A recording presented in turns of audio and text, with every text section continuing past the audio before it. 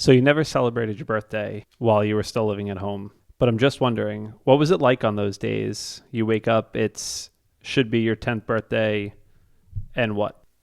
It was just like every other normal day in my life. I actually was born on like a federal holiday, so I always had off from school on my birthday, which kids always thought was really cool, but it didn't really matter because I would wake up. It was never acknowledged, it just was like a normal day. I mean, we all knew it was my birthday and that I was a year older, and maybe a comment like, oh, now you're 11 and you're not 12. My grandmother would always call me on my birthday, and she'd always ask me if I felt older or if I woke up and I felt older. And that was, I think, her way of like wishing me a happy birthday, because I'm sure it was hard for her. But out of respect for your parents, she She didn't. never wished me a happy birthday, no. Yeah, she was really funny because I have a lot of cousins, and she always wanted us to feel included. So, like, around Christmas, we'd always get a card like a week before Christmas, and she'd always send McDonald's like fun, like money, like $5, but it was never in a Christmas card. It was just like an I love you card, or it was just funny. But like, yeah, no one really talked about it. It was just a normal day, and we would just go about our way, and yeah.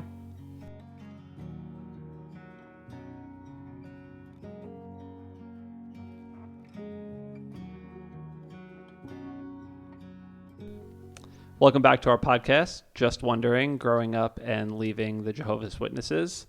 I'm your host, Paul, along with my lovely wife, Lydia. Hello. Hello. We are into our third episode now, so we're super excited. We've gotten a lot more feedback, and we're so grateful for everyone that's been tuning in and listening and watching, so thank you very much. One of the things that we wanted to talk about this episode were some of the intricacies of being a Jehovah Witness. We touched on a little bit in the first episode, birthdays or lack thereof within the religion.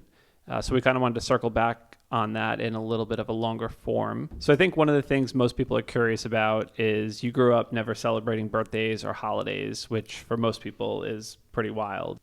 What was it like growing up? Was that just normal to you? Yeah, I mean, it just was the way I was raised, just like you were raised celebrating your birthday, right? I was just raised not celebrating it. I didn't feel necessarily different until I started going to school, I would say, and I was exposed to kids that weren't witnesses, right? Because before kindergarten, I was just with, like, in my bubble. Mm-hmm. So once I went to kindergarten and I realized that, like, oh, you do all of this stuff and you have cupcakes and you get presents and you're like the special person in the class, and I always had to leave, it became like an anxiety thing for me, right? You never want to feel different as a kid. But it was pretty easy to kind of stay out of it because I didn't have play dates, I didn't have friends in school. But then as you got older, it got a little harder, right? To kind of not fit in, right? Because when you're a teenager, it's like you're already awkward, right? Mm-hmm. And then you're trying to fit in on top of it, right? It doesn't matter. Like, it's different than being 7 years old. So remember, like in middle school, you used to get balloons on your On your on your locker? Yeah. locker. And like, that's all I wanted, right? Was I wanted a freaking balloon on my locker because like, everybody got them. And I remember I got them one year, and then I was like panicked all day because what was I going to do with these balloons? Like, I couldn't take them home. So, but it was just like weird, right? So I was always towing that line of like trying to be a good witness. But when I was in school, like definitely bending the rules a little bit. That's like a hard thing to reconcile in your head as a kid because you're not being truthful, right? You're lying and you're not being authentically you. And on top of it, you're navigating figuring out who you are as a person, right? So like, how do you figure out who you are as a person when you are like living two different worlds, right? Right. So it was very weird. So when you're 10, 11, and there are birthdays in classrooms and you get invitations to birthdays, do you remember when the point was when like everyone around you got it and just stopped asking you? I had to explain, and my parents took it as like a teaching, preaching opportunity, right? Where I could, and they use this term like give a witness to my faith. But when you're like 9 years old, the last thing you want to do is like talk to your friend about God, right? Like they don't care about God. it was like uncomfortable. So eventually I just kind of stopped like even doing it. Like I would tell my parents I did it and then I wouldn't. Um, So someone hands you an invitation, you just say thank you, and yeah, and you then throw it in the I throw it in the garbage. garbage. Yeah, like I wouldn't even like let my parents know that I got one. But eventually, I mean, we went to a small school, right? So everybody kind of got the gist eventually that I was Lydia and I didn't do anything outside of school. But I did make like a few friends, and like I still talk to them. But they knew that like once I left school, I wasn't going to be like I wasn't going to celebrate their birthdays with them or go to prom with them or anything like that. It just was different. Yeah. So for our audience who know me and Lydia, but maybe don't know us very well, Lydia and I went to the same school district, different elementary schools, same middle school, same high school. So I didn't know Lydia really at all during school. I don't think I knew she was a witness till we reconnected years later. I knew we actually had a few families who were witnesses in my elementary school. And so I knew them, but I didn't know Lydia as a witness. So every year you had to essentially re-explain this to your teachers. Yeah. Was there a point where you just stopped telling your teachers? No, I had to tell my teachers because I knew my parents were coming to meet the teacher night and they were going to be checking up that I did. So that was like the worst because first day of school was just like the anxiety was through the roof because I had this whole like agenda that I had to give them and like pamphlets and explain to them and oh goodness. Because and then when my parents went to meet the teacher night, they follow up with their own stuff too. Um, so I knew I had to do it. There was like no getting out of it. But as I got into like high school and you had like all the different teachers, I don't think I really did that. No deep dive with each teacher. No, but like 9 times a day. yeah, no, elementary school, I had to because you have one teacher. So yeah, that was pretty terrible. So what about in, like, I know we took music class Yeah. and there was chorus and we had to sing. Oh God, no. How did you, like, if it was Christmas time and there were Christmas songs, what did you do? I couldn't participate. So like I wasn't allowed to be in chorus because they had like a winter concert and there was Christmas songs. I wasn't allowed to be in like the band or orchestra, same story. Even art class, I remember like you would do a holiday thing and I had to have a separate project for it because wasn't going to participate in that. Yeah, it was just very weird. There was always, and the teachers always accommodated me, which was nice because I'm sure now as an adult and you see kids, you feel for them, right? So I'm sure they in a way felt kind of bad for me because it wasn't easy, right? But they always were super nice about it. But yeah, I couldn't participate. So I would just like sit down or I would leave the room for that part of the segment. I talked about like saluting the flag. Like I didn't do that. I didn't participate in any holiday stuff. Anything that was like remotely political, except there was one time I remember when Ross Perot was running for president and they did like a mock president, like who are you going to vote for? And I was like, I'm going to vote for Ross Perot. But like I knew I was never like in my mind I was like, you're never going to vote in your entire life. But I was like I was feeling good about Ross Perot, but Didn't end well. it didn't end well. So no birthdays. We said no holidays. Were there any holidays that were celebrated? Yeah. So going back to the birthday thing, right? So the demonic pagan things. And then there's two instances in the Bible where they talk about birthdays. One is in the Old Testament, one's in the New Testament. And in both of them, someone was murdered. Like I said, they take it very literally. Like I forgot what the one in the Old Testament, but the New Testament, Herod was having like a party and this woman was there and it was her birthday and she was like, I want John the Baptist's head on a platter as my birthday present. So he beheaded John the Baptist. So like we don't celebrate birthdays because there was a murder attached to it and then the pagan roots to it. Also, like there's no mention of like Jesus and his followers ever celebrating their birthdays. And also in the religion, in Jehovah's Witnesses faith, they don't really believe in celebrating like a birth. They believe in celebrating the death. So especially like with Jesus, right? So they celebrate one holiday a year, and it's called the memorial or the Lord's evening meal. It's around Easter, Passover time. So in the Christian faith, right, like and like the Catholic faith, died on the cross, all that stuff. Same thing. What they are commemorating is when they pass the bread and the wine. So you go to the Kingdom Hall. It's like the event of the year. Like I got a new dress every single time. Like it was hardcore. Like that you preached because you wanted people to come. You had like special pamphlets. There's a really good chance like we're going to probably get one on our door because they like really try This to get time of people year. to come. This is how they get people. It's the Super Bowl. It's their Super Bowl. And you would go and you would sit down and there would be like a sermon and then you would pass the bread around and then you would pass the wine around. So you never partake of the wine or the bread, only the anointed or the 144,000, which is the people that need to go to heaven before Armageddon comes. So right now, that's what we're like waiting for. In the book of Revelation, it talks about this select group of people that are going to die and go to heaven to be with Jehovah and Jesus. That needs to happen before Armageddon can come. And if you're living on the earth and you're anointed, you can eat the bread and drink the wine. Now, here's the fun fact. So in order to be anointed, it's not like you got like a letter or you just know you're anointed. It's like the Holy Spirit came to you and you knew. Gotcha. So unless you knew, you like didn't eat.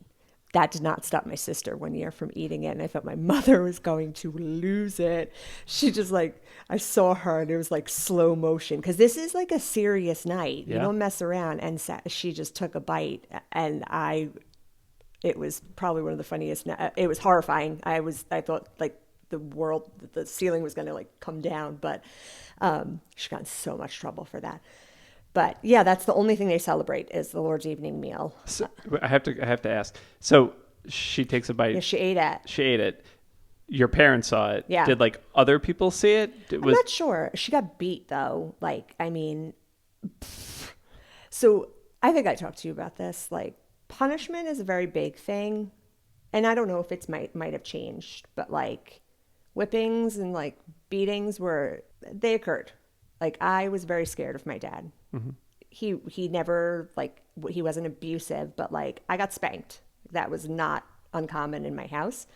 And one of the things in the Kingdom Hall is you had a boiler room where like it's where like the boiler was, right? Like it was where the cleaning supplies were. And when kids misbehaved, because these meetings were 2 hours, and kids from a young age are expected to sit there and listen at like 2 years old and not move. In order for that to happen, there has to be like a level of corporal punishment, right, involved in that, right? Because kids are going to bop around and be silly. Unless they're given a reason not to. So there'd always be a kid screaming, getting brought into the boiler room, and you knew what was going down in there. And you learned quick to not mess around.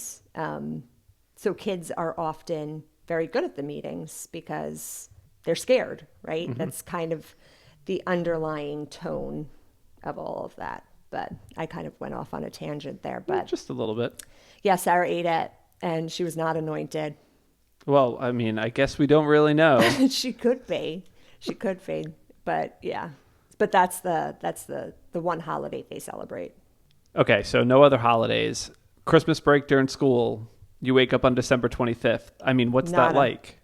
It was, I mean, I think Halloween was worse than Christmas, I have to be honest, because Halloween, you know. People are coming to your door. People are knocking on your door this time. But it was terrible because my parents would keep the lights off and they would put all the blinds down and like we could not have lights on in the house. And like you would see all your like the kids like running around and kids would trick or treat for hours, right? It was terrible.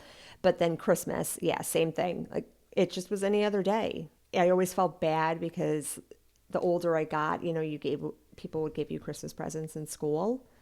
And I would get sometimes like a Christmas present, like nothing crazy. I don't know, a lip gloss or like a lotion.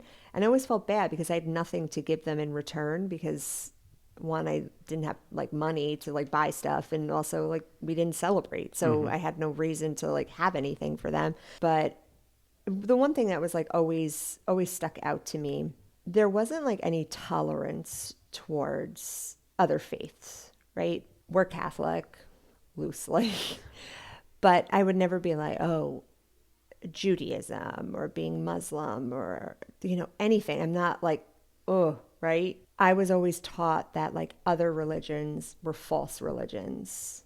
They were bad, right? So Christmas wasn't a thing I should feel like jealous of because it's bad and it's pagan, and that wasn't when Jesus was actually born, and it's a lie, and it's all these things. And it's a holiday around Satan. You know, it's just, so I was always taught that like it wasn't a good thing. Like there was no tolerance. Gotcha. Which is a weird thing to be taught as a kid. So you didn't necessarily feel like you were missing out on anything, because in your teachings, it was almost like they're the ones who are wrong, or Correct. It's not real. Correct. Like they're the ones that are on another planet, right? But then when I celebrated my first Christmas, I was like, dear God, this is the best thing in the world. And then once I became a mom, and I say this to you every year at Christmas, that I feel like I could sue my parents for, I don't even know what, but emotional, like something, because I never got to experience like the magic of Christmas.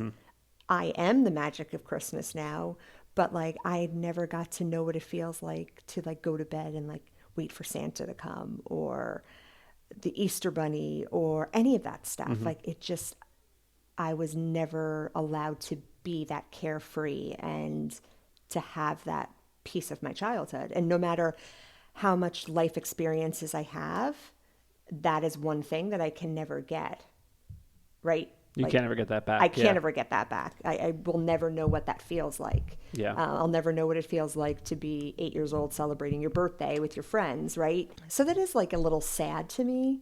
I'm glad that we have kids that I can overdo that you it can with. Live through. Yeah. It is a little sad when I think about it that I never got to experience that as a little kid. But they always would say like, oh, well, you can get presents any time of year. That's what's so great about being Jehovah's Witness, right? I mean, I did not get presents all year round. Let's just be serious. But I do remember there was one year where my parents decided to do a gift day where we had like a Christmas, essentially. I don't even know what time of the year it was. And I remember my parents got me a dollhouse, and I like wanted it so bad, but they never put it together. It just like stayed in my basement in the box, and it probably was there until they sold the house. That's one of the things they always tell kids, like, well, you don't need to wait for one day of the year or Christmas or something like that to get presents. You get them year round. I mean, I guess maybe some kids do. That was not my experience. Do you remember your first birthday? I don't. I remember my 21st birthday, which was the next year. But so your second birthday. My second birthday, I remembered because I was when you turned 21. I was able to drink, yeah. But my 20th, I don't really remember. I don't know if it's because it still was a really like. I mean, it was 2 months after I'd moved out. Memories are like a little weird. Even talking about like my childhood, I have a hard time remembering a lot of things. I don't know if I've like kind of blocked them out a little bit or just kind of buried them. But I do remember my first Christmas. That was super cool. And then, yeah, every year just kind of got a little bit better. And then when you threw me my sweet 16, right? When I was really what? I don't even know. 35? 36? 36. 36. Yeah. So. Yeah, that was fun. Yeah. That was we actually decorated it as if it was her sweet 16. And because it was the 16th birthday that you got to celebrate at the age of 35. Yeah. So I guess 42 is my 21st, right? Yeah. 21st. I can't relive I can't do my 21st. Well, let's hear about it, because you alluded to you remember your 21st. Oh God, it was a disaster. I mean, I was like a caged animal that like just got let out, and I never had a fake ID. I didn't go away to college. I went to a bar in Farmingdale, the Crazy Donkey, for happy hour with work, and I just was pumping full of Red Bull vodkas, and it was bad. I couldn't sleep for like 3 days, but I mean, it was cool to celebrate a birthday. It was weird to actually like say it's my birthday, or like someone wish you a happy birthday and you say thank you, because that was another thing as a kid. I could never, like, if someone said happy birthday, like I needed to tell them I didn't celebrate it. Or if they wish me Merry Christmas, like someone in the store, Merry Christmas, like you don't even say anything back. Were anniversaries celebrated, like your parents' wedding anniversary? Yeah, so you're allowed to celebrate that. I honestly don't know why that's allowed. I mean, I guess there's nothing pagan about it. I don't know. We always celebrated my parents' anniversary in January. Nobody died on anybody's Nobody anniversary in the died on the Bible? anniversary. I guess not. Yeah, we celebrated anniversaries. It's just everything was so literal, right? Because the background of the birthday is about wishing bad things away, right? So that's like strike one. And then because John the Baptist apparently got beheaded on a birthday, it's strike two. So then you don't get birthdays. And then Christmas, December 25th, is Jesus' birthday, right? In the Bible. In the story, there's shepherds that are in the fields during that time, right? And they always said, well, that doesn't make sense. December is winter. Like, why would shepherds be in the fields? So that clearly can't be Jesus' birthday because it's mild. So, like, it has to be in, like, the summer, right? When Jesus' birthday is. But it's like, it was 85 degrees yesterday here in the month of March, right? We have, you just have weather, right? It doesn't. Maybe they were in Southern California. Who knows? But they just take things very literally and then make that like the fact, right? And then base beliefs off of that. But who knows? Maybe they'll change their minds on that, like they change their minds on other things too. Which is a good transition quickly, because in the last episode we talked about the blood transfusions and not being allowed to receive blood. But they released a message this past week giving an update to everyone about that. Do you want to just give a little quick update? So I talked about the governing body, which are like the head honchos that are in upstate New York that basically have like a direct connection with Jehovah, and they get like direction from them, and they basically orchestrate the organization.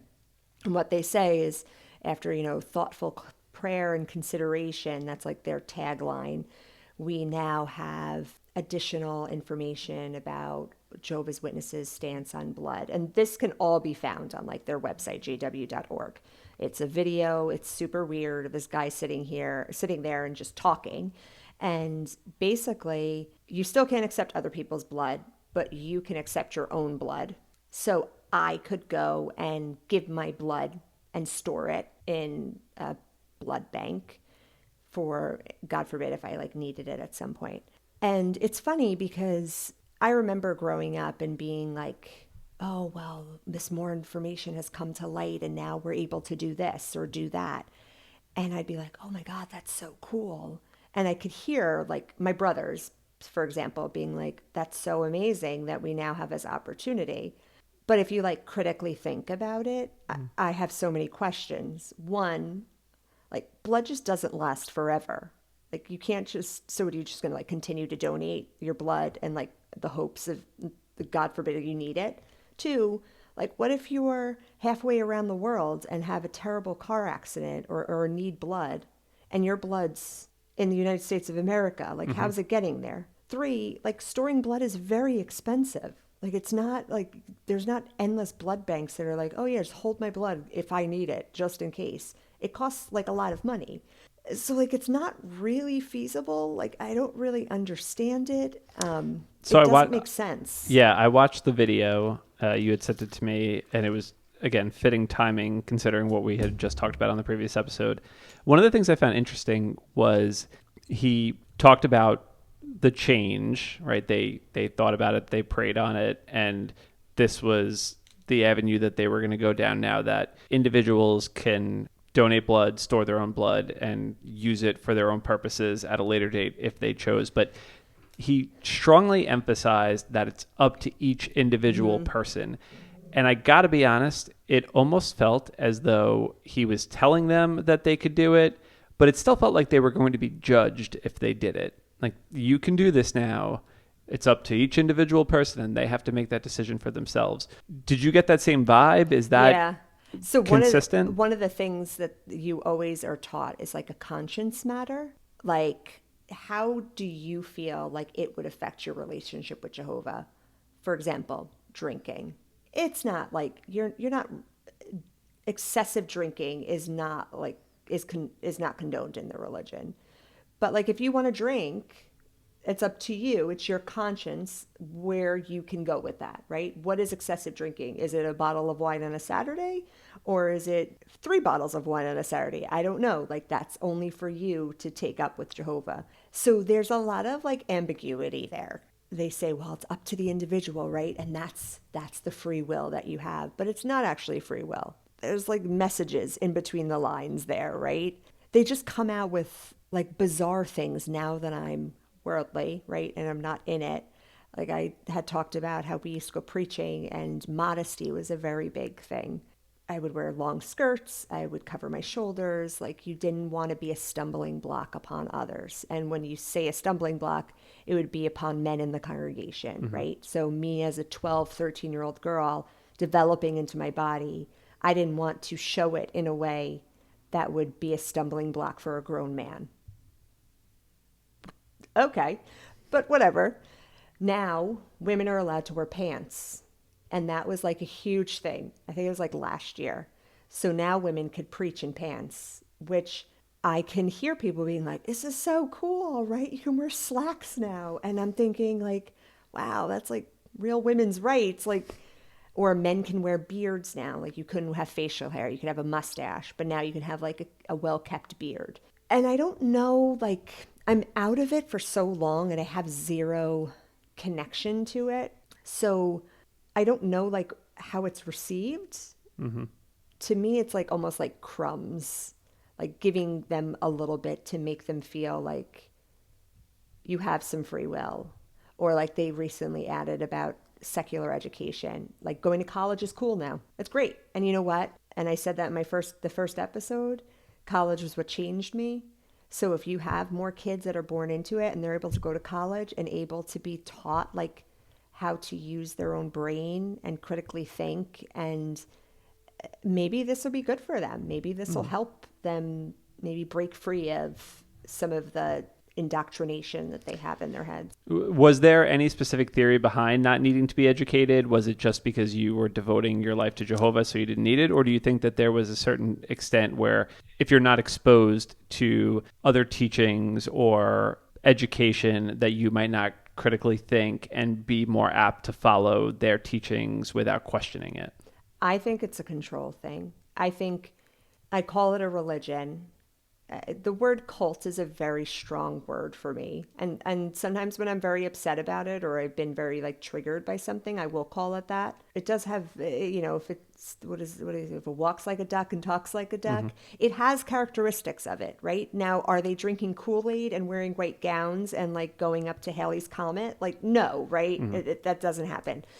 But they are a high control religion, right? And when I say high control, where your day-to-day decisions, how you start your morning, how you talk to your neighbor, how you dress, how you act, all of it is a reflection on Jehovah, and everything that you do, you need to take Jehovah into account for.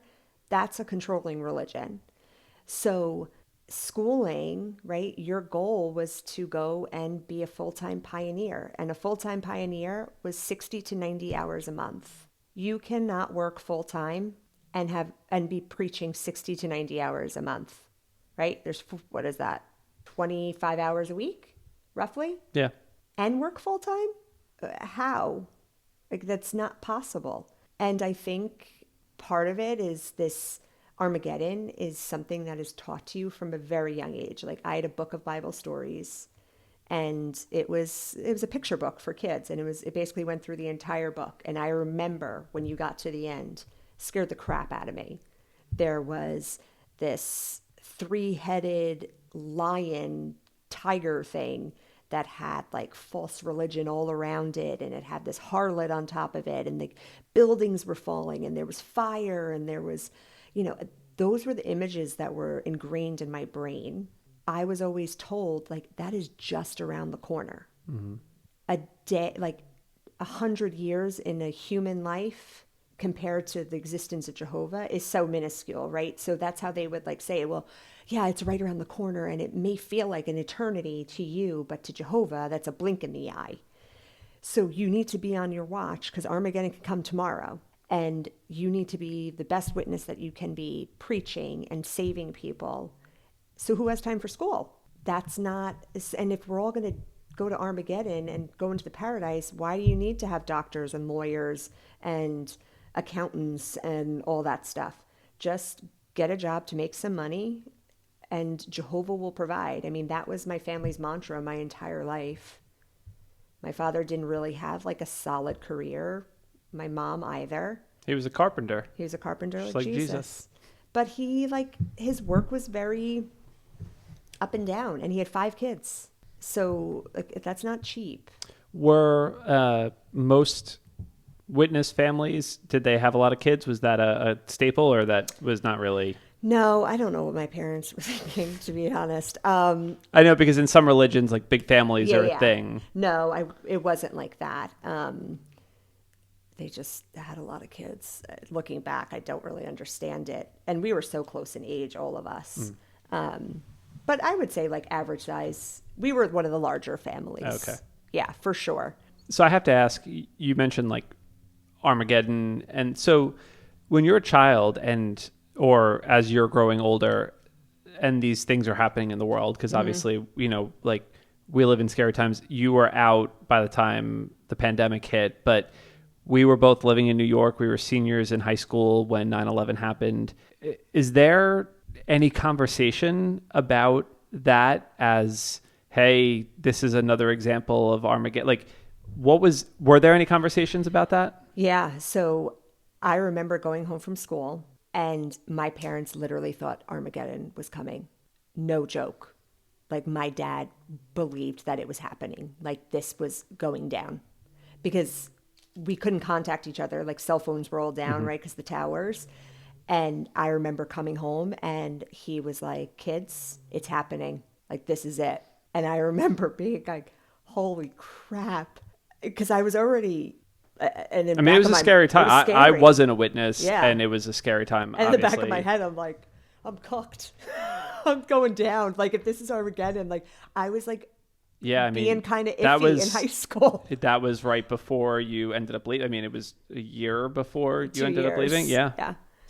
Yeah. So I was like, oh crap, I'm in trouble. But it was going to scary. paradise. Not going to paradise. But my parents literally thought it was happening. And I remember the organization loved it. They latched on. We went to the Kingdom Hall that night and it was just doom and gloom. Like Armageddon is coming. We need to prepare. And like anything else, it has passed. And now it's been 25 years. And Armageddon did not come. But they don't miss those opportunities. They don't miss those opportunities. To get their message out. And, you hear more about bad things happening to kids, right? Like people abusing children and disease running rampant. I'm sure COVID was a really big thing. I mean, obviously I wasn't involved in it at that point, but I could only imagine because, I mean, as a normal person, it was very scary, right? Mm-hmm. It was eerie to see videos of New York City empty and body bags everywhere and all that stuff. So I could only imagine. Another thing that I wanted to talk about was marriage, weddings. I would assume you're only allowed to marry within the religion. Is there a push to be only married within the religion? Are you allowed to marry outside of the religion? Are there arrangements? Do you know who you're going to marry? Do you marry young? Do you marry old? Is there any type of guidance that's given at any age about who to pick in a spouse? Yeah, so Dating is like not a thing in the religion. It's called like courting one another. I would kind of liken it to, I don't even know. Like I used to watch a show on TLC and it was 19 Kids and Counting, and they like courted and they always had a chaperone, and that's how it was. So once you started courting, you always had to have someone with you, because if you were by yourself, the sins of the flesh could, all of a sudden you don't have clothes on, right? And things get bad. People court really young, right? Because hormones are raging, you're interested in the opposite sex. So people often get married quite young, because you also don't court for like 10 years, right? It's a very short period of time. Everybody is abstinent until you're married, like period, end of story. I mean, that's what they want. Yeah, but that's like all of the kids that are born and raised into it or getting married, they all are. Because if you aren't, you are in trouble, right? So it's a fear thing. So you get married, and they're like normal weddings. I mean, no like loose behavior, no like crazy dancing and drinking and all that stuff. But people do tend to get married pretty young. Is there like a ceremony at the Kingdom Hall? Is The that what it Kingdom is? Hall, you have a bridal party, you have a reception, all that stuff. Bachelorette parties? No, no bachelorette parties. But I do think that, and we talked about this before, how masculinity and like it's very male driven, and that's taught to boys, right? We have two boys. We work really hard on not teaching them that, because the world is filled with that too. But that the men are the head of the household, the women are submissive. And I'm not saying that like marriages are bad, but abuse is a very common thing. And it is not taken care of the way that it should in the organization. Like I remember there was a woman who husband got like cheated on his wife with another woman. They all got disfellowshipped, but then they came back and they were all in the same congregation, and they got divorced, because you can get divorced if you commit adultery. It's the only way. So Okay. if your husband hits you, if he is verbally abusive, if he's an alcoholic, and If this you is just aren't in aren't love in love with anymore. them, you have to stay married to him. The only grounds for divorce is adultery. And so him and his girlfriend in the congregation got divorced, and then they got reinstated, it's called. So they came back, and they were all in the congregation, and this woman who was divorced had to treat them with kindness because Jehovah forgave them. So it's like it's kind of this like cat and mouse game, Hmm. right? Where I'm sorry, that woman is never going to be okay with that woman or her ex-husband, but she says that she is. Right. It's crazy behavior. Yeah. But I mean, if I stayed, there's a really good chance that in a couple of years after I had that whole like moment of like crisis of what I'm going to Right. do, Had you taken if I the other stayed, side of the road? I would have been married, and I probably would have been married for 20 years now, which is wild to think of. Yeah. So, You made me think of something that you've told me in the past. You had mentioned, abuse within a relationship, and if that's the case, it's not grounds for divorce. If someone wants to report child abuse, or if someone themselves was abused by an adult and they bring it to the elders, they essentially need a witness to the action in order for it to be taken seriously. Am I not yeah, correct in no, that? there has to be because in the Bible it says that there needs to be two witnesses in order for like it to be like a valid claim, which is sad because a lot of times these things get reported and nothing is done. Well, right, because how many people abuse someone else in the presence of a third person? Yeah. And there's 8 million people in the world. And I said this to you in the first episode, I think, where my parents just had blind trust with everyone in the organization. If you were a brother or sister in the congregation, I could sleep at your house that night. Like it didn't matter if they just met me the day before. And we all know that that's not realistic, right? Just because you're a Jehovah's Witness doesn't mean that you're not a bad seed, right? You Hmm. hear about everyday people all the time. Right.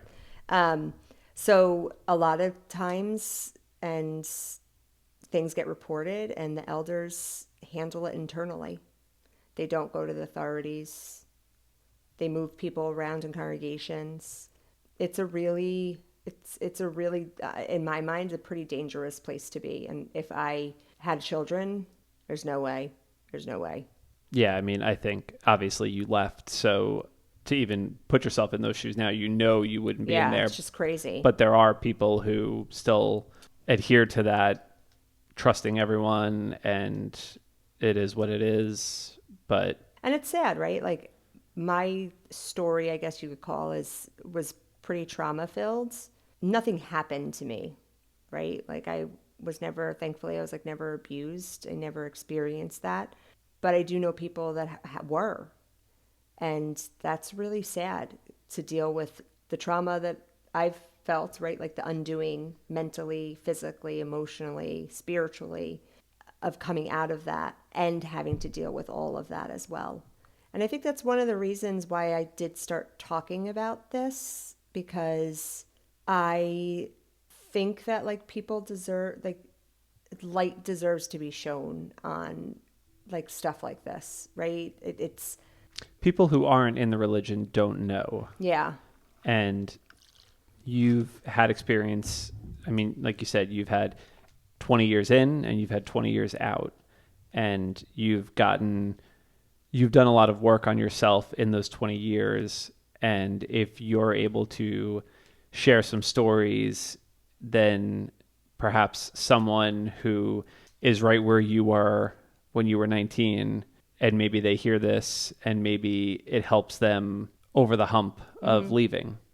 And also like it's very healing to like get it out, right? Because I held on to it for a really long time and I just kind of internalized it. So I hope that maybe, and people have reached out, like I would love to come on or talk, and which I love, and I hope that it continues, right? Because I would love for people to have a space where they can share their experiences, because everybody's journey is very different from one another. I think underlying, we all just were looking for our place and our happiness. And that wasn't in the Organization of Jehovah's Witnesses. Well, I think it's been a good few conversations that we've had these first 3 episodes. We'll continue on talking a little bit more. And we are going to take a break next week because it is spring break and we're going to have some family time, but we'll be back in 2 weeks with our next episode. But for now, we will say bye and enjoy some time off if you've got some. Yeah. Thanks, Bye. Lyd. See ya. Bye.